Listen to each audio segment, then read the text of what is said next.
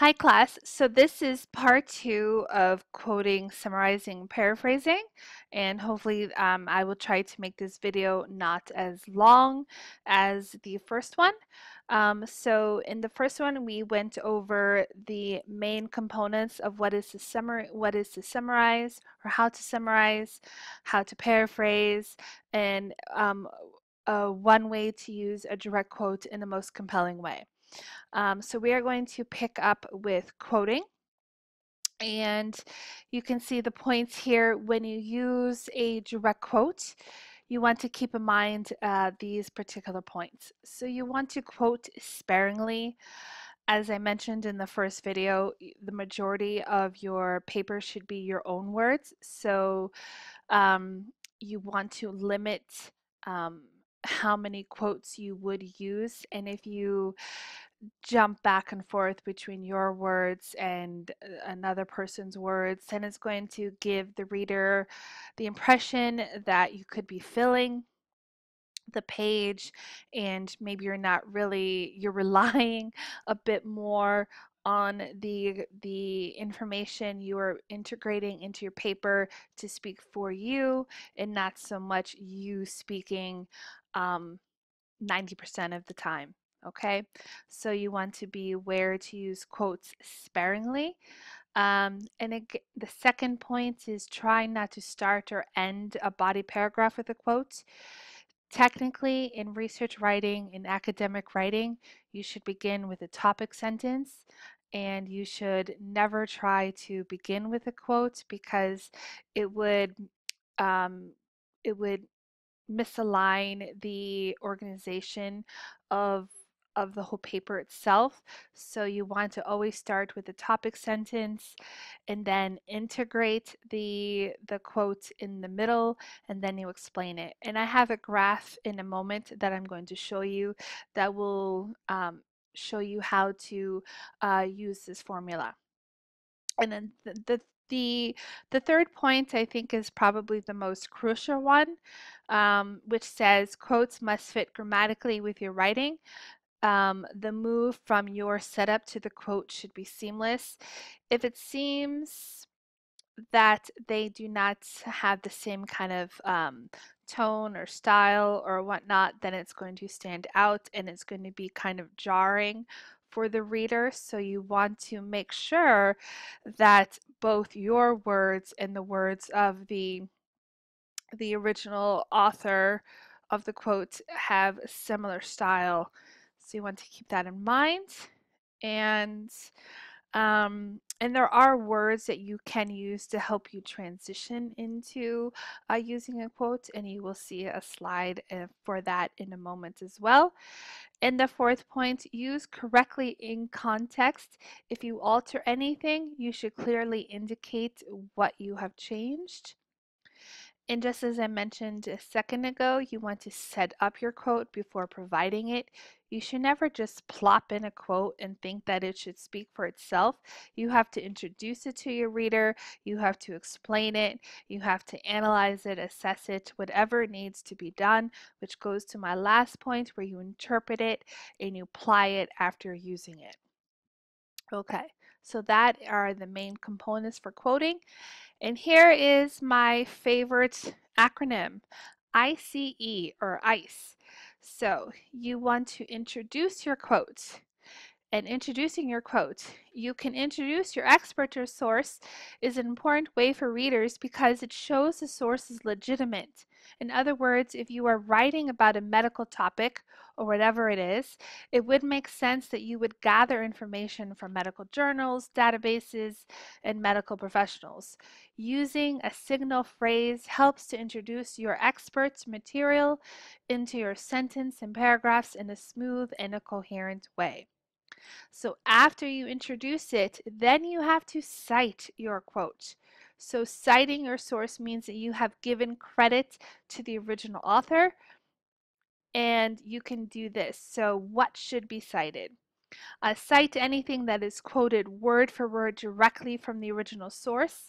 Cite anything that is paraphrased from the original source. Cite tables, figures, maps, etc. Cite anything from electronic sources off the internet, and you even in other classes, if you do an interview, you would also cite the person that you interviewed. And for an example, by the year 2010, all automotive companies will be required to show evidence of alternative fuel vehicles in production. Williams 20. And note that that is MLA. And then after you introduce and cite, then you have to explain your quotation. Why are you including this quote in your paper? What is the essence of it? So tell your readers what the quotation, fact, data means with regard to your topic and how it relates to your thesis statement. So key thought, why is this important and what does it have to do with my main point? So keep ICE in your mind when you are integrating a quote into your IRE. So here is an example of a direct quote, one that is done not so well and the one that is done appropriately. So if you look on the left-hand side, I can read it. The men in Stephen Crane's short story, The Open Boat, are courageous. They want to live. The idealistic virtues of bravery, fortitude, and integrity possess no meaning in a universe that denies the importance of man. So I'm going to stop there because essentially what this example on the left-hand side, it does not do a very good job of setting up the quote in any kind of way. It just kind of puts it there. So if you look on the example on the right hand side, it is done appropriately because there is a setup. We are introduced to the quote and then we have an explanation after it. So if it reads, the men in Stephen Crane's short story, The Open Boat, are courageous. They want to live. As critic William Stein points out, however, the idealistic virtues of bravery, fortitude, and integrity possess no meaning in a universe that denies the importance of man.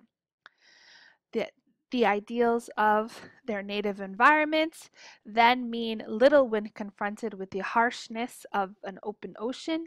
These men finally realize that it is possible they will die.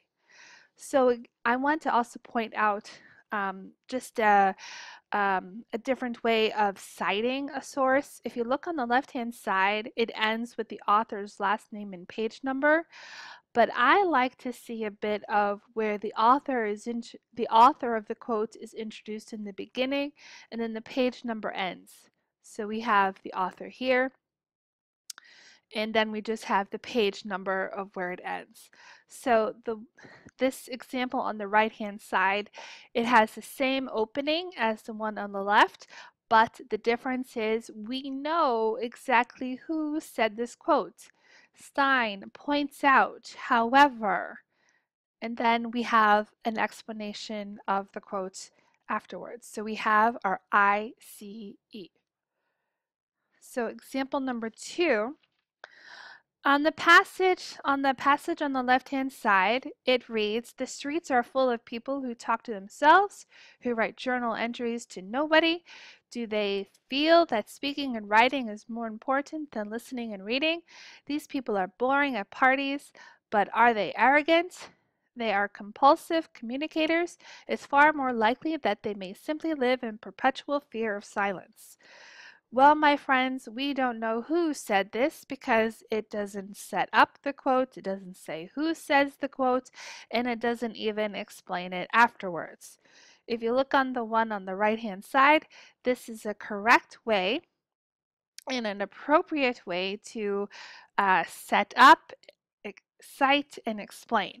So right from the beginning, Talat is sympathetic towards compulsive communicators who are boring at parties. You have the page number in parentheticals, but who are not actually arrogant. These people live in perpetual fear of silence. which makes them especially susceptible to bottom-feeding advertising campaigns, Jones 132, that they prey upon low self-esteem and body image.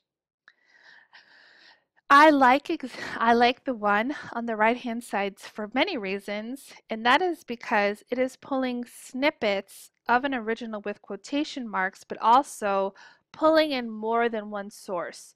So we have, in the beginning, we have it from Talit, from page 45, and then we have Jones 132, who is applying analysis to the first quote. So feel free to combine your quotes or pull little bits. You don't have to pull a full sentence. You can just put a few words, as I said, pulling snippets. So you don't have to, have a whole long sentence to make your argument strong. Okay? So again, on the one that we have here, what you saw on this previous here, the streets are full of people and the end sphere of silence, that is, in a sense, a hanging quote because we don't know who said it, we don't know where it's from, and things like that. So when you have a hanging quote, a hanging quote is defined when the original speaker is not identified. So how to rectify a hanging quote is you can lead into the quotes and say, in his article, and you can state his article, and then Dr. writes just that, and then you put it in quotation marks. Or another option is Dr. Wright agrees when he says, and you put the quotation. So either you put you have to put the author name, you have to reference the original author at in some location in your paragraph. Okay, so one way to easily transition is to use signal verbs. So signal verbs can be used to introduce a quotation in a very seamless way. And let's say there are points that you want to agree with, there are points that you disagree with. There are several verbs that will lend to that. So we have acknowledges, advises, agrees, argues, analyzes, answers, and it goes on. So you can pause this video to look at these signal verbs that will help you to lead into a quotation and to have a smooth transition from your own words using a quote and then transitioning out of it when you go to explain it. Okay? So here are some other things to make note of. Altering quotations legally. So you want to use brackets, or you would use brackets to provide context for unclear quotes. So for example, it, which refers to driving, imposes a heavy procedural workload on cognition that ellipses leaves processing capacity available for other trucks. And then again, we have our citation. You can also use brackets to provide an explanation for readers. Driving, I begin with it, put a bracket around D. Driving is not an automatic as one might think. In fact, it imposes a heavy procedural workload. Visual and motor, you're inserting an explanation. Demands on cognition that leaves little processing capacity available for other tasks. And you can also use brackets to change the original case of a letter. So if you're not beginning from the actual sentence or the opening of the sentence from the original source, you want to start with a few words in, you could lowercase the first letter. So Savucci and Tagton propose that the heavy cognitive workload of driving suggests that any secondary task has the potential to affect driver behavior. Notice that you always have to have the period on the outside of the parenthetical. Okay? So Another option is to use ellipses to omit words. You can see in the previous page there were two quotes that didn't have some things omitted. So you can pause this and you can see the original quote and then you can see what is omitted.